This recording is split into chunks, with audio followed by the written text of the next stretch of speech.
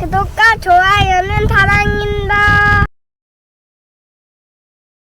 신약성경 요한복음 14장 1절부터 6절 말씀, 신약성경 172면입니다. 저부터 한 절씩 교독하겠습니다.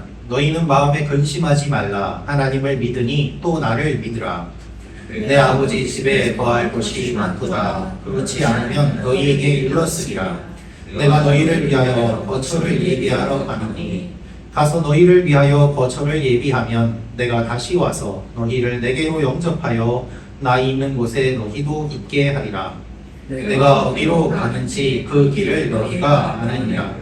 도마가 이르되 주여 주께서 어디로 가시는지 우리가 알지 못하거늘 그 길을 어찌 알겠사옵나이까. 같이 읽겠습니다. 시작.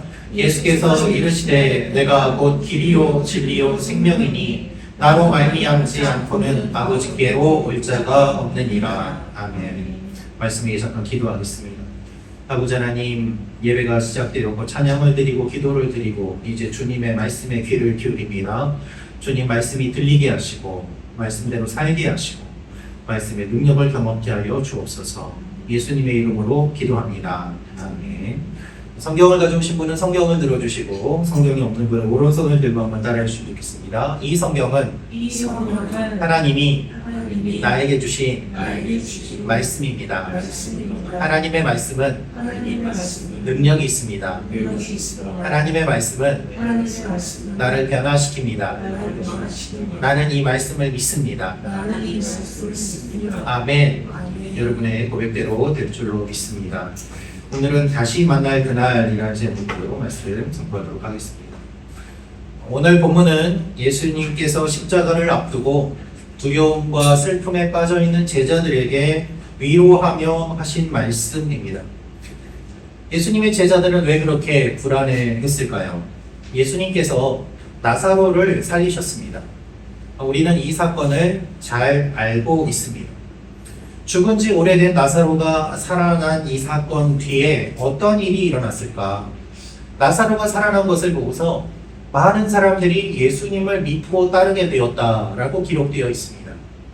그러니 그 모습을 보고서 바리새인들과 서기관들, 종교 지도자들은 예수님을 그냥 두면 안 되겠다라고 생각하고 예수님을 죽이고자 하는 계획을 구체적으로 실행하게 됩니다.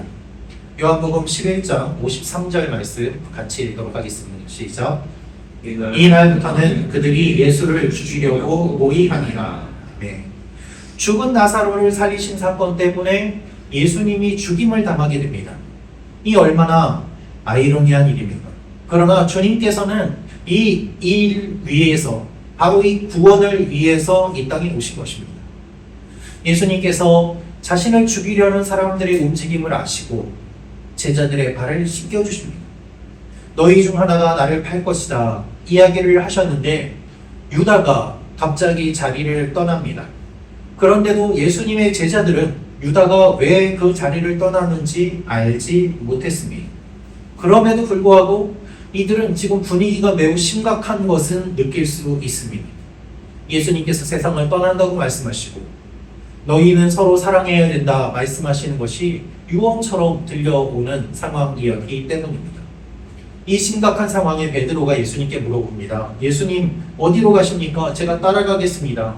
그런데 예수님은 베드로에게 너는 내가 가는 곳에 올 수 없다. 내가 닭이 울기 전에 3번 나를 부인할 것이다 말씀하세요. 여기까지가 오늘 우리가 읽은 이 말씀의 전 상황입니다.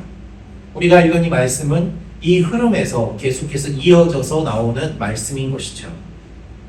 사랑하는 성도 여러분, 우리의 삶에도 예기치 않은 어려움이 찾아옵니다. 어두움이 찾아옵니다. 경제적인 압박, 배신, 건강을 잃는 문제, 사랑하는 사람과의 이별, 그 불안이, 그 두려움이, 그 근심이 우리를 짓누를 때가 얼마나 많이 있습니다. 내가 함께 해줄 수 없고 내가 대신 갚아줄 수도 없고 그 길에 같이 하지 못하는 그런 일들이 우리의 삶에 찾아옵니다. 이런 우리를 보시면서 주님은 무엇이라고 말씀하실까요? 주님은 제자들에게 무엇이라고 말씀하실까요?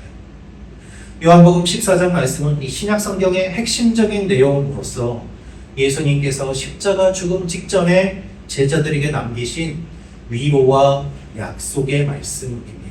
이 말씀을 통해 주님은 우리에게 이 땅에 오신 목적과 위로를 주십니다. 이 말씀을 통해서 주님의 마음을 더욱더 깊이 알기 원합니다. 우리가 이 말씀을 통해서 알 수 있는 것은 먼저 예수님을 믿기에 근심하지 않습니다 라는 것입니다. 우리 1절 말씀 다시 한번 읽어보겠습니다. 시작. 너희는 마음에 근심하지 말라. 하나님을 믿으니 또 나를 믿으라. 예수님은 근심하지 말라고 말씀하십니다. 타라소라는 이 말은 동요하다, 혼란하다라는 뜻이에요.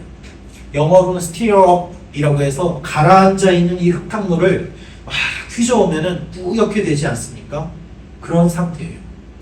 마구 흔들어대니까 너무 힘든 그러한 모습을 의미하는 것이 오늘 말씀의 내용입니다. 마음이 안정되지 않고 어쩔 줄을 모르고 그래서 괴로운 것이죠. 가끔 길 가다가 보는 장면인데요. 아이가 오는데 엄마가 아이를 두고 그냥 먼저 저만큼 갑니다. 그러면 아이는 막 자지러지게 울면서 막 엄마를 쫓아가는 거예요. 몸을 부들부들 떨면서 쫓아가요. 엄마를 놓치면 안 된다는 그 마음이 몸이 막 떨리는 것으로 나타나는 것이죠. 지금 제자들의 상태가 그렇습니다. 예수님이 가신다고 하는데, 예수님이 죽는다고 그러는데 그 말이 무슨 의미인가? 이들은 알지 못하지만 두려움으로 가득 차 있습니다. 이런 제자들의 마음을 예수님이 달래주십니다. 근심하지 말라라는 것이죠. 여러분, 예수님의 이 말씀은 제자들에게 큰 위로가 되었습니다. 교회가 박해를 받을 때 제자들은 예수님의 이 말씀을 기억했습니다. 동료들이 순교를 당할 때 제자들은 예수님의 이 말씀을 붙잡았습니다. 감옥에 갇히고 매를 맞을 때 제자들은 이 말씀을 붙잡으며 어둠의 시기를 버텼습니다. 지금 요한복음을 쓰고 있는 요한도 감옥에 갇혀있고 어려운 가운데 있고 박해를 다 받는 그 가운데서 주님의 이 말씀을 기억하며 지금 이 말씀을 기록하고 있는 것입니다. 예수님께서 근심하지 말라라고 하신 이유는 하나님을 믿으니 또 나를 믿으라는 말씀이 있습니다. 이 헬라어로는 분석을 해보면은 믿으니라는 말과 믿으라라는 말로 두 가지로 번역을 할 수 있습니다. 이미 믿는 자에게는 나를 믿으니 그러니 근심하지 말라라는 뜻이고, 아직 예수님을 믿지 않는 자들에게는 나를 믿어라 그러면 근심하지 않게 될 것이다 라는 뜻이 있는 것이죠. 두 가지로 다 왜 해석이 가능한가? 주석에는 나와 있지 않지만 이 말씀을 연구하고 묵상하면서 저는 이렇게 생각을 했습니다. 이미 하나님을 믿고 있는 사람들을 향해서는 그들에게 믿음이 있기 때문에 근심하지 않을 수 있습니다. 아직 하나님을 믿지 않는 사람들은 믿음을 갖고 예수님 안에서 두려워하지 않고 근심하지 않도록 하는 하나님의 마음. 그래서 믿음이 있는 사람이든 믿음이 없는 사람이든 예수님께서는 나를 믿고 나를 믿으니 근심하지 말라 라고 주님이 위로의 메시지를 우리에게 전해 주시는 것입니다. 예수님께서 지금 제자들을 보시는 그 마음은 어떨까요? 예수님이 곧 잡혀가시는데 제자들은 아무것도 모릅니다. 제자들은 도망갈 것입니다. 이 연약한 사람들, 이 부족한 사람들, 그들에게 조금이라도 믿음이 생겨서 이 어두움의 시기를 이겨낼 수 있기를, 주님은 환난과 박해를 주님이 계시지 않아도 천국의 소망을 갖고 승리하며 나아가기를 원하는 마음으로 이 말씀을 제자들에게 전해주신 것입니다. 사랑하는 성도 여러분, 우리의 삶에 아픔과 눈물과 근심이 언제나 찾아옵니다. 이런 우리의 마음을 주님이 아시고 나를 믿으라, 그리고 근심하지 마라 라고 말씀하십니다. 우리를 위로해 주시고 두려워하지 말라고 말씀해 주시는 것이죠. 어제 제 친구에게서 오랜만에 연락이 왔습니다. 그 친구가 건강검진을 했는데 암 판정을 받았다는 거예요. 그래서 암이 전이가 된 것이 아니라 몸의 여러 곳에 암이 있다고 판정을 받아서 조금 더 정밀 검사를 받아야 되는 상황인데 기도해 달라고 하면서 그 친구가 이렇게 문자를 보내왔어요. 현아, 나 많이 무섭다. 그 친구의 문자를 보면서 그 마음이 느껴졌습니다. 여러분, 우리는 모두 다 무섭습니다. 사랑하는 가족이, 친구가 떠나게 되는 일들, 갑자기 찾아오는 슬픔과 어려움들, 우리의 힘으로 해결하지 못하는 우리의 무능과 무력을 깨달으면 우리는 두려움에 사로잡히게 됩니다. 근심하게 됩니다.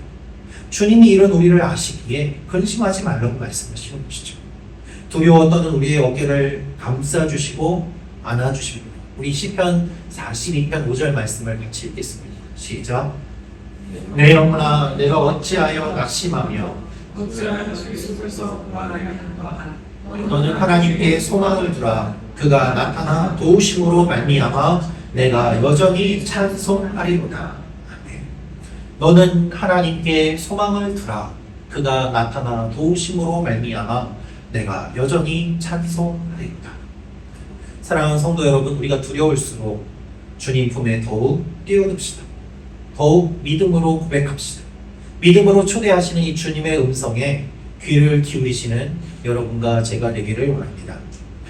오늘 말씀을 통해서 알 수 있는 두 번째로는 주님께서 아버지의 집을 우리를 위해 예비해 줬다는 것입니다. 우리 2절 3절 말씀 같이 읽겠습니다. 시작. 내 아버지의 집에 거할 곳이 많더라. 그렇지 않으면 너희에게 일렀으리라.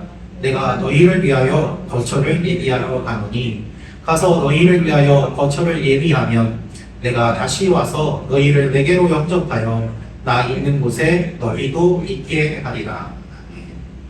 예수님은 우리를 위해서 거처를 예비하러 가신다고 말씀하십니다.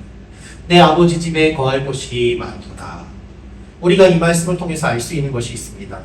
아버지 집은 우리가 상상하는 것보다 훨씬 넉넉한 자리가 있다는 것입니다. 하나님은 구원을 인색하게 나누시는 분이 아니에요. 문제는 이 주님의 구원을 받아들이지 않는 우리의 불신인 것이죠. 2절 3절 말씀은 천국과 재림의 약속입니다. 아버지의 집은 단순한 천국이 아니라 하나님과 영원한 교제를 의미합니다. 여러분, 믿음이란 무엇일까요? 믿음은 관계입니다. 믿음은 관계입니다. 이 땅에서 하나님과 이웃과의 이 관계를 맺으면서 살아갑니다. 그렇게 관계를 계속 이어가다가 이 땅을 떠나는 날이 되면 그 관계는 끊어지는 것이 아니라 영원히 연결됩니다. 그래서 아버지와 함께 영원히 거하게 된다는 것이 주님의 말씀이고 이것이 아버지 집에 머문다는 뜻입니다. 믿음이 관계임을 모르시는 분들은 이렇게 이야기를 합니다. 마음대로 살다가 죽기 바로 전에 예수 믿는다고 고백하면 천국 가는 것 아닙니까? 그러면 되지. 왜 굳이 일찍 예수님을 믿어야 됩니까? 라고 말입니다. 예, 천국에 가지요. 그러나 복음은 어떻게 최소한으로 겨우 구원받느냐의 이야기가 아니라 지금 여기서부터 주님과의 풍성한 관계를 누리자는 초청이에요. 반대로 이 땅에서 일찍 주님을 만난 분들, 모태신앙으로 일생을 살아오신 분들, 어려울 때에도 기쁠 때에도 끝까지 주님을 기억하고 붙잡으며 묵묵히 예배의 자리, 기도의 자리를 지키시는 분들, 그 믿음의 어른들, 그분들은 주님과 나눌 이야기가 많지 않겠습니까? 이 땅에서 맺은 관계가 천국까지 아름답게 계속 이어지지 않겠습니까? 믿음의 어른들은 어떻게 신앙생활을 해야 되는지를 보여주셨습니다. 끝까지 믿음의 자리, 기도의 자리를 지키며 교회를 위해, 가족을 위해 기도하는 모습을 보여주시고 주님과 관계를 맺는 그 본을 보여주십니다. 그래서 어른의 기도하는 뒷모습을 보면서 믿음의 후손들이 계속해서 자라가게 되고 믿음의 후배들이 그 자리를 이어감으로 말미암아 주님의 교회가 계속해서 이어져 왔던 것입니다. 십자가를 앞두신 주님께서는 이 십자가에 달리시는 의미를 이렇게 설명하고 계십니다. 내가 죽는 것은 너희의 길을 준비하기 위함이다. 주님이 우리와 같이 죽음의 길을 걸어가세요. 주님이 우리보다 먼저 죽음의 길을 걸어가세요. 그래서 우리가 이 땅을 떠날 때 외롭지 않게 하시고 우리와 함께 걸어감을 말씀하십니다. 시편 23편 4절 말씀 같이 읽도록 하겠습니다. 시작.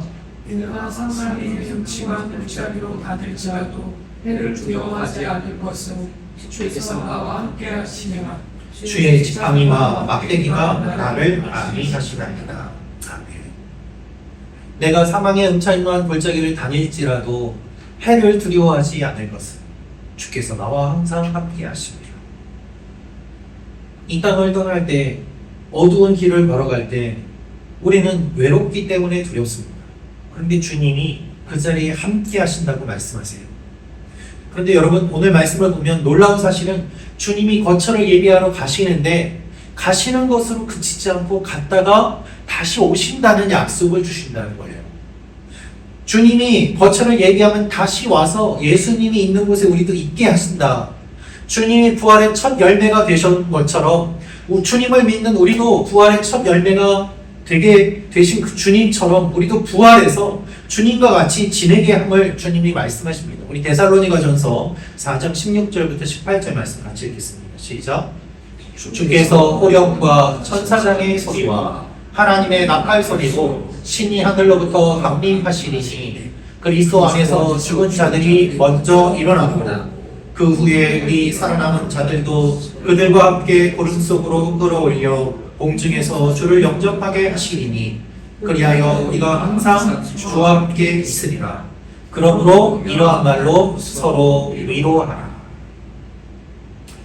우리는 이별을 영원하다 생각하지만 주님은 재림으로 재회를 약속하십니다. 그때에는 우리가 항상 주님과 함께 있습니다. 그래서 우리가 슬퍼하지만 몸이 상하기까지 슬퍼하지 않도록 이러한 말로 서로 위로하라 라고 주님이 위로의 메시지를 주시고 약속을 주시는 것입니다. 지금 우리의 고통과 아픔과 슬픔과 눈물은 분명히 있지만 그것이 끝이 아니라 주님께서 다시 오실 때 눈물도 없고 아픔도 없는 영원한 새 하늘과 새 땅이 우리에게 주어짐을 요한계시록 말씀을 통해서 약속을 주셨고 주님은 그 이전에 먼저 십자가를 지시기 전 이 약속으로 우리에게 위로의 메시지를 주시는 것입니다. 사랑하는 성도 여러분, 기억하십시오. 우리는 이 땅을 떠날 곳이 없어서, 떠나서 있을 곳이 없어서 헤매는 존재가 아닙니다. 하나님을 모르는 사람들은 이렇게 이야기합니다. 영혼이 구천을 떠돈다고 말입니다. 그러나 여러분, 그렇지 않습니다. 우리는 아버지 집에 거하는 존재입니다. 이 아버지 집은 영원히 주님과 함께 거하는 종말론적인 공동체를 뜻합니다. 주님이 안아주시고 수고했다고 위로해 주시고 우리 눈물을 닦아주시고 우리를 품에 품어주심으로 말미암아 다시 만날 그날이 있음을 기억하고 또 그날을 주님이 준비한다고 말씀하시는 것이죠.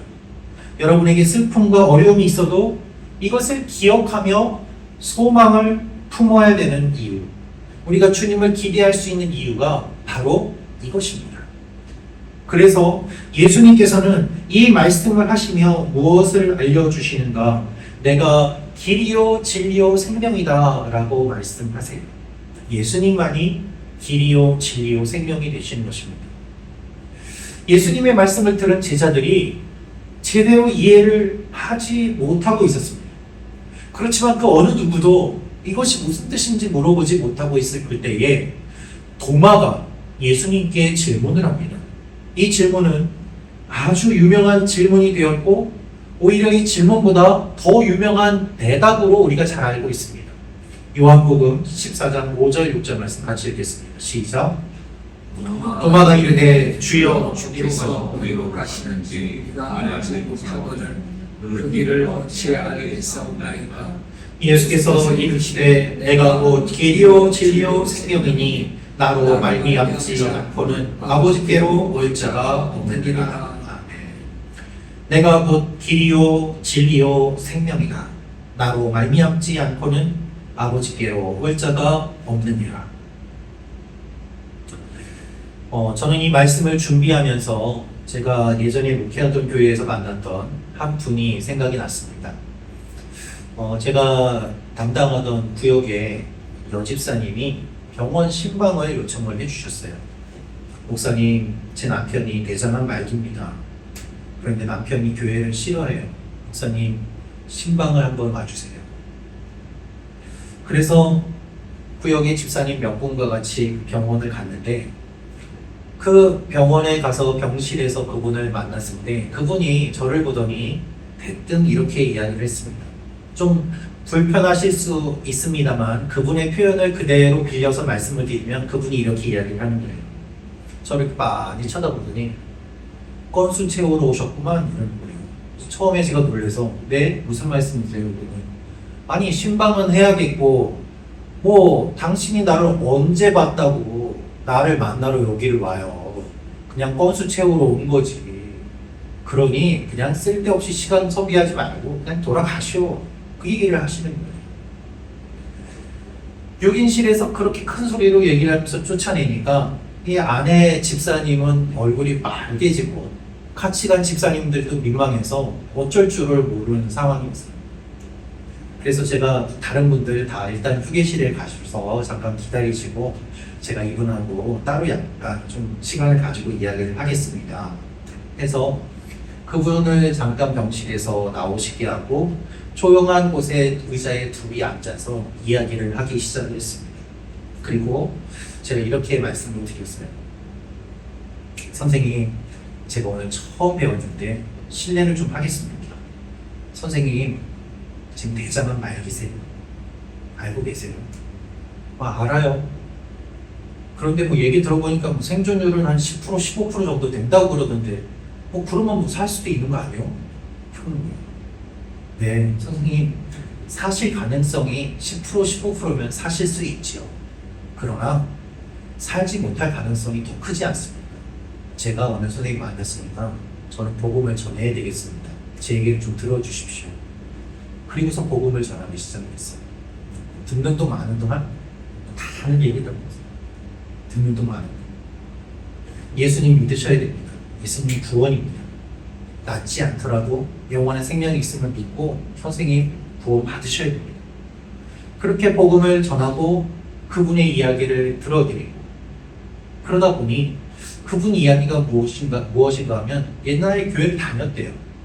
내 친구가 목사도 있고 장로도 많고 뭐 나 교회 다 알아요. 그 얘기를 하시는 거예요.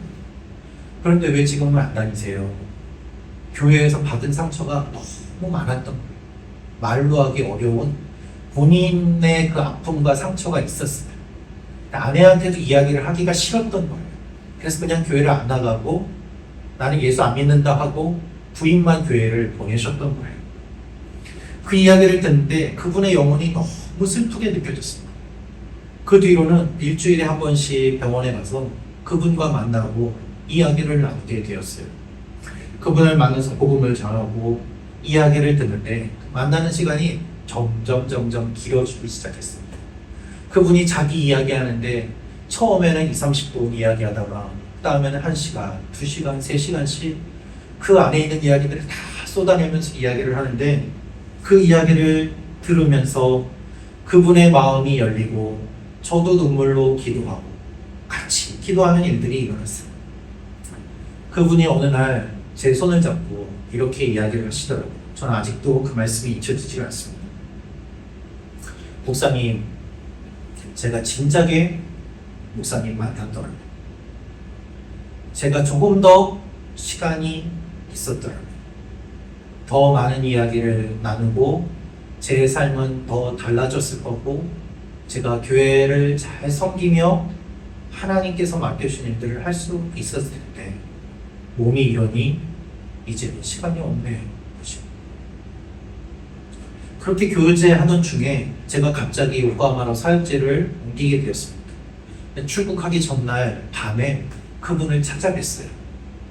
가기 전에 마지막으로 선생님 보고 싶어서 왔습니다. 건강해지셔서 요코하마에 오세요. 제가 잘 해드릴게요. 꼭 건강해져서 만나요. 그리고 제가 요코하마에 가고 얼마 되지 않아서 그분이 돌아가셨다는 소식을 들었습니다. 그 소식에 참 많이 울었습니다.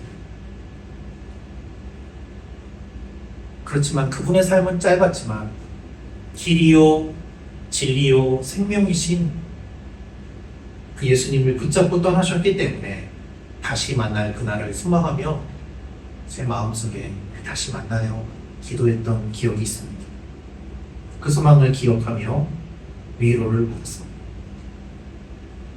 사랑하는 성도 여러분, 예수님이 길이요 진리요 생명이에요. 주님이 길이 되셔서 우리가 밟고 걸어가게 하시고 십자가에 달려 돌아가심으로 하나님께 나아갈 수 있는 유일한 길을 열어주셨습니다. 이 주님이 길이요 진리요 생명이십니다. 그래서 주님을 믿는 모든 자에게 주님은 생명을 주시고 이 생명을 우리에게 주심으로 우리가 영원히 살게 하십니다. 요한일서 5장 11절부터 13절 말씀 같이 읽겠습니다. 시작. 또 증거는 이것이니 하나님이 우리에게 영생을 주신 것과 이 생명이 그의 아들 안에 있는 그것이니라. 아들이 있는 자에게는 생명이 있고 하나님의 아들이 없는 자에게는 생명이 없느니라. 내가 하나님의 아들의 이름을 믿는 너희에게 이것을 쓰는 것은 너희로 하여금 너희에게 영생이 있음을 알게 하려 함이라. 도마는 이렇게 질문합니다. 주님이 어디로 가시는지 우리는 알지 못합니다. 이 질문은 우리의 인생을 반영합니다. 우리의 길을 인도하시는 주님 앞에서 우리는 이렇게 질문합니다. 주님, 우리 인생 우리가 어디로 가는지 알지 못합니다. 주님이 우리를 어떻게 인도하시는지 알지 못합니다. 그래서 날마다 근심하고 걱정합니다. 마음이 불안하고 떨 수밖에 없는 것이죠. 삶과 어두움의 이별 속에서 우리는 주님의 말씀으로 위로받을 수밖에 없습니다. 우리는 주님을 믿으며 주님이 주시는 말씀의 위로를 받습니다. 우리 인생의 어둠이 찾아올 때, 우리 힘으로 해결할 수 없는 일들이 찾아올 때, 그럴 때 주님의 위로밖에 없는 것이죠. 사랑하는 성도 여러분, 우리는 모두 다 주님의 위로가 필요한 존재입니다. 이런 우리들에게 주님이 위로를 주십니다. 막연한 위로가 아니라 다시 만날 날이 있음을 알려주세요. 내가 지금은 너희를 떠나지만 다 준비해서 너희를 다시 만나러 올 것이다. 그래서 마지막 때에 우리 모두 주님을 만나게 됩니다. 주님이 재림하시고 새 하늘과 새 땅이 임하게 될 때 우리는 우리보다 먼저 떠났던 믿음의 선배들, 사랑하는 사람들, 가족들을 만나게 되고 그들과 함께 영원히 하나님 안에서 교제를 나누게 됩니다. 무엇보다 우리를 사랑하시는 그 주님을 다시 만나게 됩니다. 이 제자들이 부활하신 주님을 다시 만난 것처럼 이 땅을 살아가는 우리는 마지막 때에 어린 양의 신부가 되어서 주님을 만나게 되고 주님과 함께 영원히 거하게 되는 그 기쁨의 자리에 들어가게 되는 것입니다. 이 주님이 우리를 기다리시고 사랑하십니다. 그 사랑의 힘으로 우리가 오늘을 살 수 있는 것입니다. 사랑의 힘으로 살아가는 하나님의 자녀들, 이것이 주님께서 우리에게 원하시는 삶의 모습인 것입니다. 이것을 기억하며 이번 한 주 새로운 한 달을 살아가는 여러분과 제가 되기를 주님의 이름으로 축원합니다. 기도하겠습니다.